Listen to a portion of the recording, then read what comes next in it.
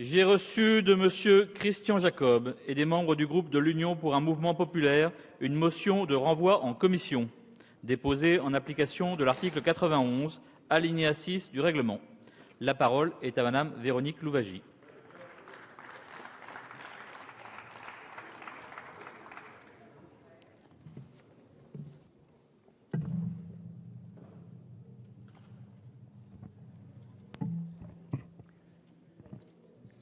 Monsieur le Président, Monsieur le Ministre, Monsieur le rapporteur, Madame la Présidente de la Commission des affaires sociales, mes chers collègues, il me paraît impossible et inopérant de parler de ce projet de loi sans revenir sur l'apprentissage. Ma collègue Isabelle Le Callennec l'a fait en fin de propos et, au risque de me répéter au regard des propos de mon collègue, je veux revenir en détail sur les interventions successives et sur les décisions qui ont été prises par le gouvernement sur ces derniers mois.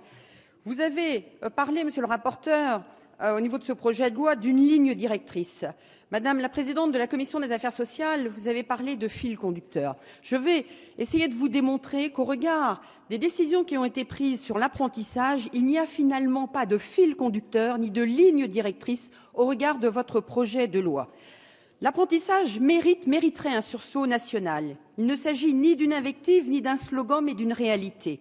Je veux rappeler que le budget emploi dans la loi de finances pour 2014 atteint 11,14 milliards contre 10,31 milliards d'euros en 2013, c'est-à-dire 900 millions de plus.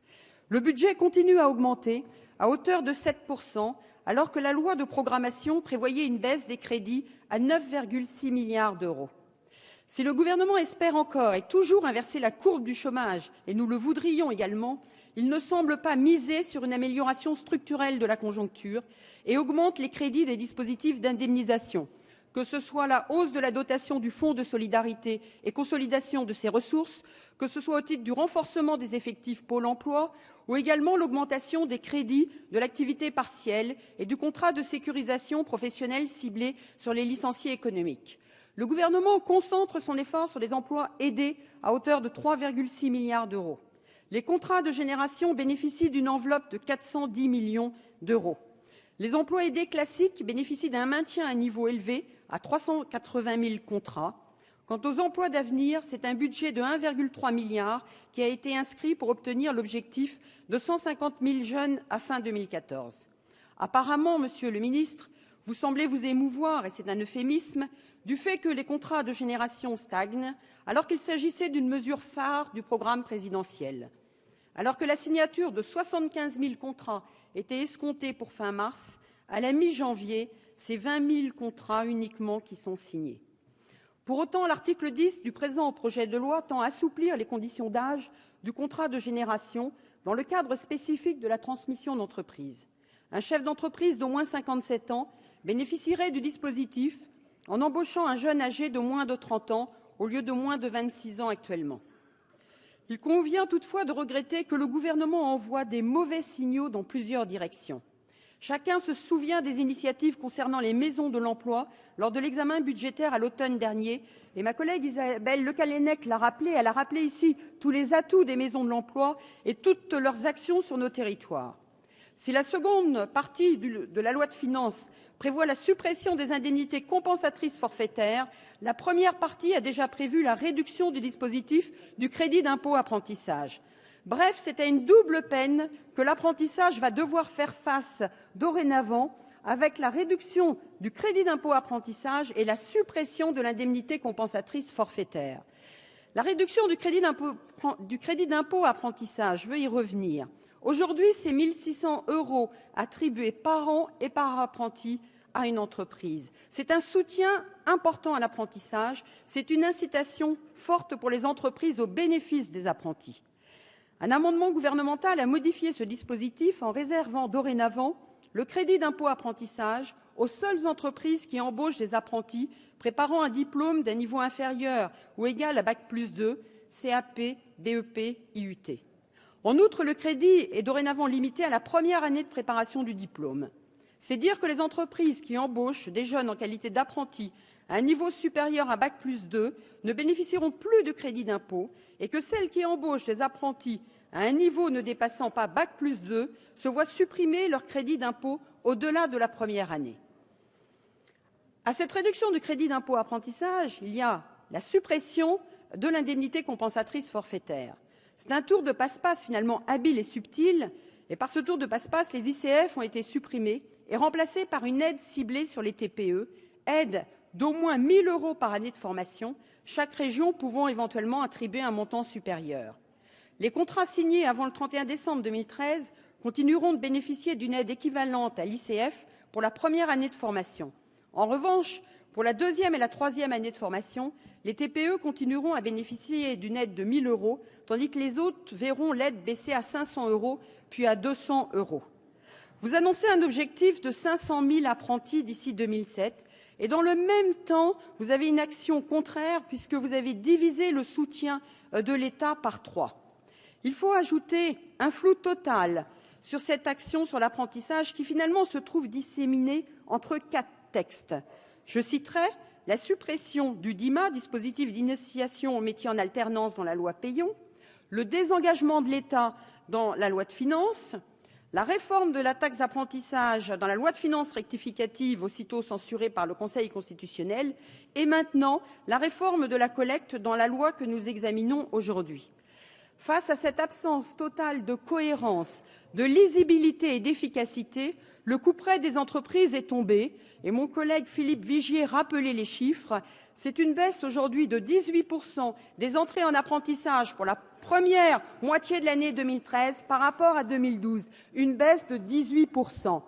Cette inflation législative entraîne une instabilité des dispositifs et cela conduit à une absence de ligne directrice claire et cela met à mal l'apprentissage. Notre pays compte 435 000 apprentis et en Allemagne, il y en a 1,5 million.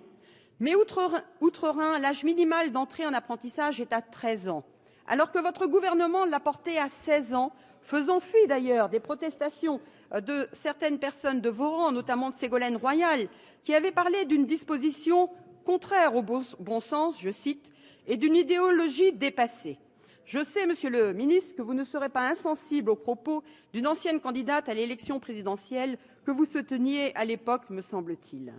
À une personne de ma circonscription qui me racontait la fierté d'un ami allemand dont le fils allait entrer en apprentissage, j'aurais aimé que notre pays préserve et pérennise cet outil au lieu de le démanteler chaque année davantage au fil des jours. Il serait bon que notre regard sur l'apprentissage évolue positivement. Même si je sais que comparaison n'est jamais raison, l'Allemagne demeure un pionnier en matière d'apprentissage, en matière de formation, aujourd'hui avec 1,6 million d'apprentis, car environ 60 % d'une classe d'âge fait le choix de cette voie à l'issue de la scolarité obligatoire, et c'est une voie d'excellence. En France, l'apprentissage compte 420 000 jeunes seulement et 600 000 en alternance, source Commission européenne. Contrairement à notre pays où il est souvent considéré comme une solution transitoire, l'apprentissage est reconnu socialement en Allemagne, étant du reste précisé que la formation professionnelle en Allemagne y est directement pilotée par les entreprises elles-mêmes, tandis que la formation des jeunes est censée correspondre aux besoins concrets des entreprises. Est ainsi facilitée l'embauche des jeunes apprentis par l'entreprise qui les a formés. Notre vision de l'apprentissage doit être revue. Cet objectif, difficile mais pas impossible, a déjà fait l'objet d'actions de mobilisation de la part des pouvoirs publics. En outre, la mobilité des apprentis français doit être relancée. Alors, permettez-moi de m'interroger, et si vous me le permettez, de vous interroger. Est-il concevable qu'en 2014, il manque près de 9 000 apprentis dans le secteur de la boulangerie? Alors, à quand un sursaut national en faveur de l'apprentissage? La mobilisation de tous les acteurs semble acquise, chacun faisant face à ses responsabilités. Gouvernement, parlementaires, entreprises, enseignants, parents, chacun est convaincu de l'urgence à agir, car, comme le dit le proverbe, « apprenti n'est pas maître, mais il a vocation à le devenir ». Je vais rentrer maintenant dans le présent projet de loi. Celui-ci se devait de porter haut et clair cette ambition. Vous avez dit, Monsieur le ministre, un projet de loi réglé vite et bien. Pourtant, s'il découle de l'ANI, quelques points paraissent rédhibitoires. Sur sa forme, ce texte est dense, lourd, et sur certains points ne paraît aucunement guidé par la prudence. Monsieur le ministre, il eût été souhaitable que vous relisiez Sophocle pour qui, je cite, « Pour agir avec prudence, il faut savoir écouter ». Il faut une nouvelle fois regretter que sur la forme, les conditions d'examen de ce texte d'envergure, un texte important, ne correspondent pas à la réalité des enjeux, et cela a été rappelé par les différentes personnes qui se sont succédé avant moi ici à la tribune. La procédure accélérée produit les mêmes effets en termes de délai entre le moment où nous disposons du projet de loi amendable et le délai de dépôt relativement court, avec moins de 2 jours pour déposer des amendements, et nos collaborateurs peuvent l'attester. Nous avons par ailleurs travaillé sur un avant-projet de loi qui a connu une réécriture substantielle, et je citerai par exemple la réforme prud'homale qui a complètement disparu. Monsieur le ministre, le travail parlementaire mérite mieux. Comme l'a déclaré le président Barthelone lors de ses vœux, et je cite, « Dans une démocratie parlementaire, le Parlement doit pouvoir travailler sereinement. Le temps du Parlement, c'est le temps du débat démocratique. C'est le temps du respect de l'opposition, c'est le temps de la qualité de la loi, c'est le temps de l'efficacité de la réforme. Alors je dis attention. Le travail en commission doit se faire dans de bonnes conditions. Malgré toute la bonne volonté de notre présidente Catherine Lemorton, il n'est plus rare désormais que nous auditionnions un ministre sans projet de loi, bref, que nous travaillons quasiment à l'aveugle. Monsieur le ministre, vous avez parlé de délais restreints, vous avez parlé de conditions contraintes. Cela est regrettable. Mais à force de regretter, cela devient un motif récurrent pour demander que tel ou tel projet de loi puisse être réexaminé dans de bonnes conditions, des conditions sereines, des conditions fructueuses. C'est précisément le cas en l'espèce. Le titre de votre projet de loi comporte la mention « démocratie sociale » et vous avez insisté sur cet aspect, notamment en évoquant la situation de renforcer la légitimité. Il convient de ne pas oublier, je voudrais vous le rappeler, la démocratie parlementaire qui doit également exister. Ainsi que l'a expliqué avec clarté et précision ma collègue Isabelle Le Callennec, ce projet de loi contient des dispositions qui, logiquement, n'auraient pas dû figurer, mais surtout qui se révèlent induire des conséquences non négligeables. Et je vais ici citer 5 axes de réflexion. Le premier, c'est le volet relatif à la régionalisation de l'apprentissage. Est-ce que ce volet, j'aimerais avoir une réponse, Monsieur le ministre, ne traduit-il pas un désengagement plus ou moins assumé de l'État? Ne risque-t-on pas de voir apparaître une mosaïque de situations entre régions selon les budgets qui seront affectés et selon là où les volontés politiques des exécutifs locaux? Vous souhaitez appliquer le principe de subsidiarité selon lequel le niveau le plus près des citoyens et des acteurs locaux paraît être le plus efficient. Nous en prenons bonne note, mais clairement, s'agit-il d'un désengagement de l'État déguisé ou revendiqué? La mobilisation des acteurs locaux dans le domaine de la formation professionnelle est un acquis de longue date et chaque échelon avait son rôle en lien avec l'État. Que la région devienne un chef de file n'est pas rédhibitoire en soi, mais ce sont 22 politiques dans ce domaine qui risquent de poindre à l'horizon. De plus, le projet de fusion des régions proposé par le président de la République lors de sa conférence de presse du 14 janvier ne va-t-il pas tout remettre en cause? Élu en Basse-Normandie, ma région peut fusionner avec la Haute-Normandie. Comment sera géré ce passage de témoins de 2 régions à une seule? Est-ce que finalement tous ces dispositifs ne vont pas se télescoper? Deuxième axe, parmi les mesures significatives qui a priori n'étaient pas destinées à figurer dans le projet de loi, on peut citer celles ayant trait à l'inspection du travail, dont certains inspecteurs d'ailleurs sont en grève, craignant, à juste titre, une remise en cause de leur indépendance et des sanctions administratives moins dissuasives. Troisième axe, le compte personnel de formation va compter 150 heures. Ce n'est guère finalement que 30 heures de plus que le DIF, et ce sur une période plus longue puisqu'on y ajoute 3 ans. Or, chacun sait qu'une formation qualifiante exige plutôt un crédit de 400 heures, voire de 800 heures. Ce compte est présenté comme étant d'application souple, avec une mise en œuvre simple, certes, mais il sera souvent nécessaire aux salariés de bénéficier d'abondements supplémentaires pour pouvoir disposer de formations qualifiantes et pour pouvoir accéder à ces formations. Maintenir un plafond bas ne permet pas un accès direct et facile, et tout architecte connaît cette règle. Monsieur le ministre, à trop vouloir en faire, c'est l'intelligibilité du texte qui se trouve gravement compromise. Sur les listes de formations éligibles, précisément, que voit-on?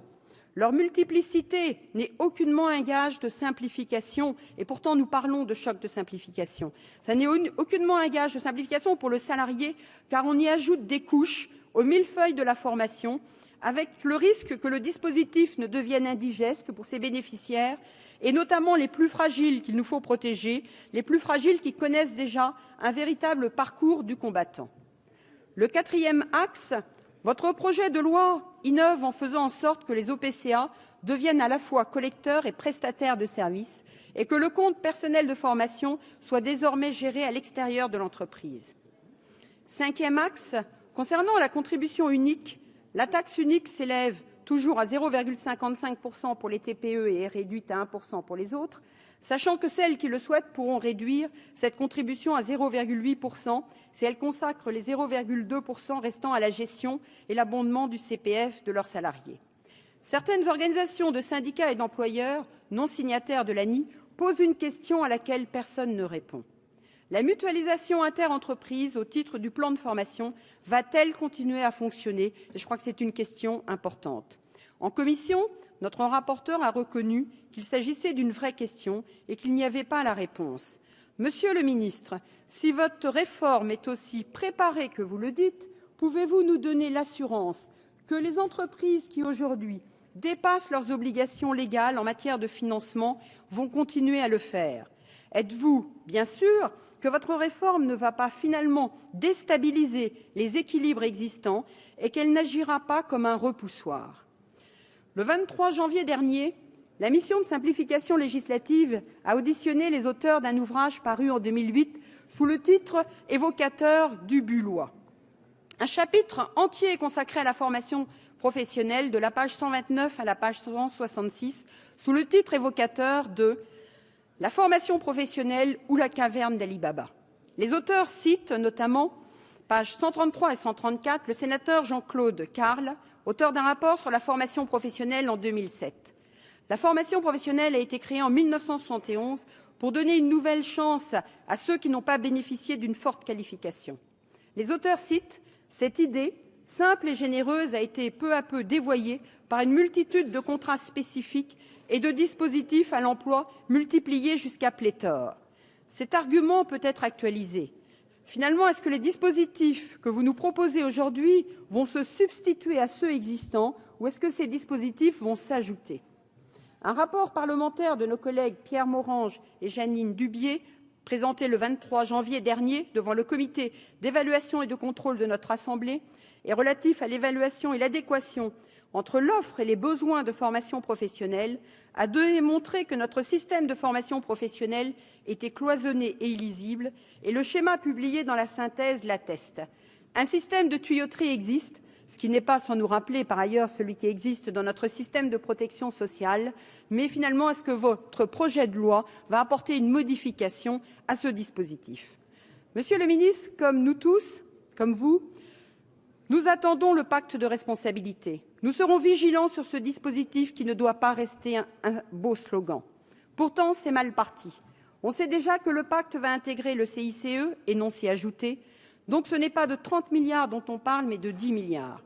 Et il faut encore soustraire à ces 10 milliards la hausse d'impôt sur les sociétés ou la hausse d'impôt sur le revenu dont vont résulter les disparitions du CICE dans ce nouveau pacte. Moins de charges, mais plus d'impôts. Encore une fois, vous donnez d'une main ce que vous reprenez de l'autre. Et encore une fois, vous organisez une montagne de communication pour un dispositif de la taille d'une souris.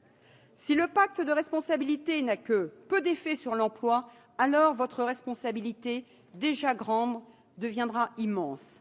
Chacun sait que le coût du travail est une véritable épine dans le pied de notre compétitivité, surtout lorsqu'on sait qu'elle est de 80% plus élevée que dans la moyenne des pays de l'OCDE. En conclusion, je vais vous rappeler les 5 arguments principaux justifiant cette demande de renvoi en commission. Premier point, les conditions d'examen n'ont pas été idoines en commission et nous risquons d'entendre l'argument qui va revenir assez souvent selon lequel nombre d'amendements déposés en séance n'ont pas été examinés en commission. Deuxième argument, comme l'a déclaré monsieur le rapporteur en commission, il existe, et je cite, « des armoires entières de rapports sur l'apprentissage ». La volonté de développer l'apprentissage est unanime, mais nous sommes en désaccord sur certains points, comme l'abaissement de l'âge d'entrée en apprentissage. Vous avez proposé, monsieur le rapporteur, monsieur Gilles, de créer une mission au sein de laquelle nous pourrions travailler ensemble sur ce dossier. Nous en prenons bonne note et vous proposons de retravailler le projet de loi en commission pour travailler ensemble et à nouveau sur ce dossier majeur. Troisième point, le projet de loi comporte des pans entiers de mesures ayant un impact pour lesquelles la représentation nationale ne dispose pas suffisamment de recul quant à leur mise en œuvre notamment. Quatrième point, la régionalisation de la formation professionnelle ne pouvait-elle pas attendre un prochain texte sur la décentralisation, puisqu'il semble qu'un projet de loi sera présenté en mars au Conseil des ministres sur le rééquilibrage des relations entre les départements et les régions. Cinquième point, il aurait été intéressant de faire état du rapport de nos collègues Pierre Morange et Jeanine Dubié devant le comité d'évaluation et de contrôle relatif à l'évaluation et l'adéquation entre l'offre et les besoins de formation professionnelle. Celui-ci comporte en effet un certain nombre de propositions intéressantes, comme la proposition numéro 7, favoriser l'accès à la formation des salariés des TPE et des PME, ou encore la proposition numéro 13, intitulée renforcer l'information du Parlement sur le suivi des conventions d'objectifs et de moyens. Et je voudrais ajouter à ces 5 points un sixième qui résulte d'une confirmation récente de vous, Monsieur le Ministre, relative à l'ouverture des contrats de génération aux PME de 50 à 300 salariés, sans que les dites PME n'aient plus à être couvertes par un accord dédié. En contrepartie, l'obligation d'avoir un accord sur les seniors avec pénalité financière en cas de manquement serait rétablie. Cette orientation visant à rétablir une pénalité viole un accord national interprofessionnel signé par des partenaires sociaux et s'inscrivant dans le cadre de la démocratie sociale dont vous vantez les mérites et qui vous paraît être chère. Qui nous donne aujourd'hui l'assurance, Monsieur le Ministre, que ce texte n'ira pas dans le même sens avec un virage important, avec un revirement mettant à mal l'ANI du 11 janvier 2013 ? Pour toutes ces raisons, je vous demande, au nom du président du groupe UMP, au nom de Monsieur Christian Jacob, d'adopter cette motion de renvoi en commission des affaires sociales. Je vous remercie. Merci Madame Louwagie.